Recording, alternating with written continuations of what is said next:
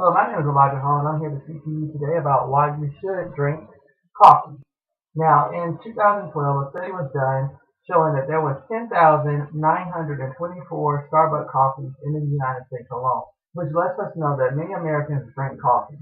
Now, that does not include other coffee houses such as Dunkin' Donuts or any other local coffee house. Now, I want to talk to you really about why you need to drink coffee. Coffee is good for your body, your skin, and your nails. And most Americans, when you drink coffee, many Americans will absorb all the antioxidants that is in the coffee than any other vegetable or fruit.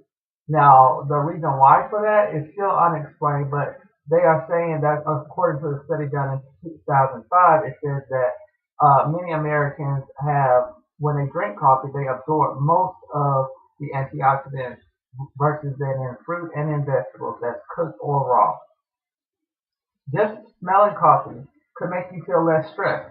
Many times I work a lot, and I work early in the morning, so in the morning I am kind of a little getting used to my day, and I'm still waking up. But when I smell coffee, I perk right up. And according to a study done on lab rats, when lab rats were actually sleep deprived on purpose by, of course, the scientists, they used the smell of coffee, and that woke up and gave the rats more energy. According to the study that was done, it sends some type of signal into your brain that alerts your brain, which is good. So if you're having to work an overnight shift, then that is great for you to just smell coffee, or you can drink it as well.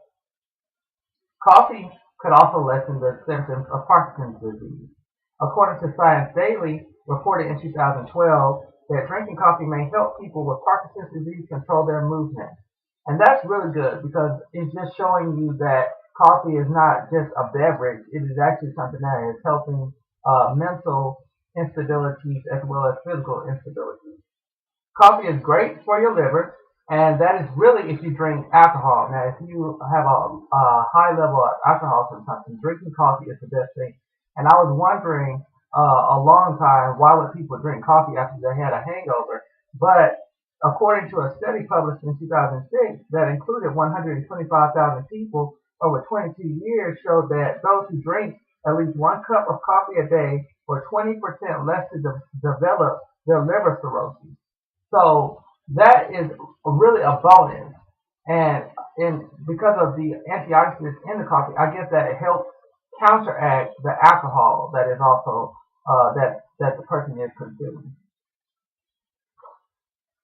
Okay, coffee can make you feel happy or happier per se. Now, a study done by the National Institute of Health found that those who drink 4 or more cups of coffee were about 10% less likely to be depressed than those who had never touched the coffee in the first place. So really, coffee gives you that extra boost, and that's what you need, is the extra boost to keep going through the day. Sometimes most people will drink 3 or 4 cups of coffee.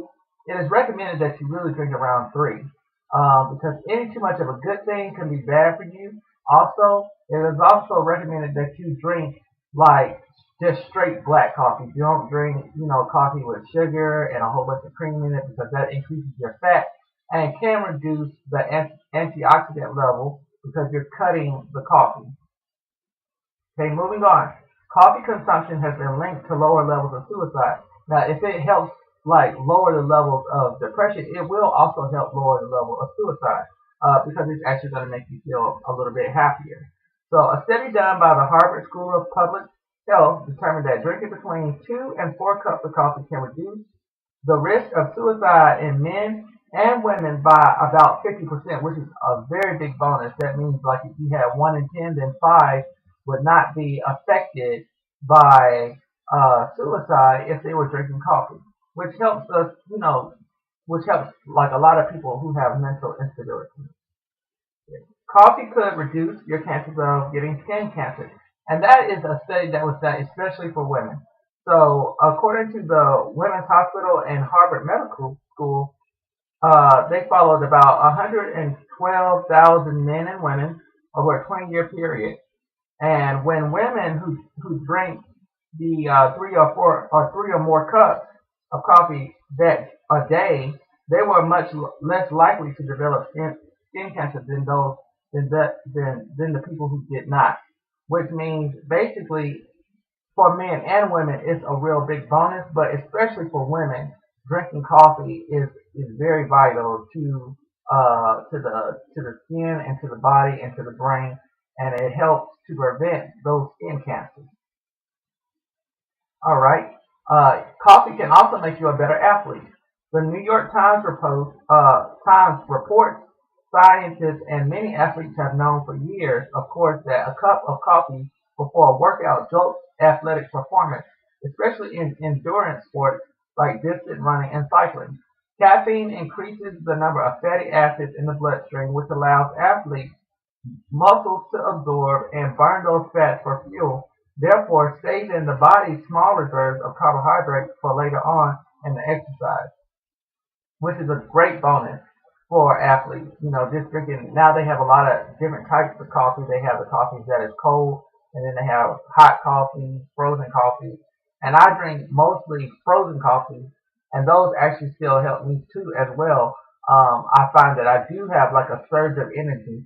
Most people are concerned with the fact of caffeine, but the study has been done also that shows that a little bit of caffeine is good for you versus you drinking the decaffeinated coffee, because in decaffeinated coffee, they cut it with something called triacid, which is very lethal to your body if it is consumed if you're drinking like 4 or 5 cups, which was what I was saying, that you need to drink at least 3 cups.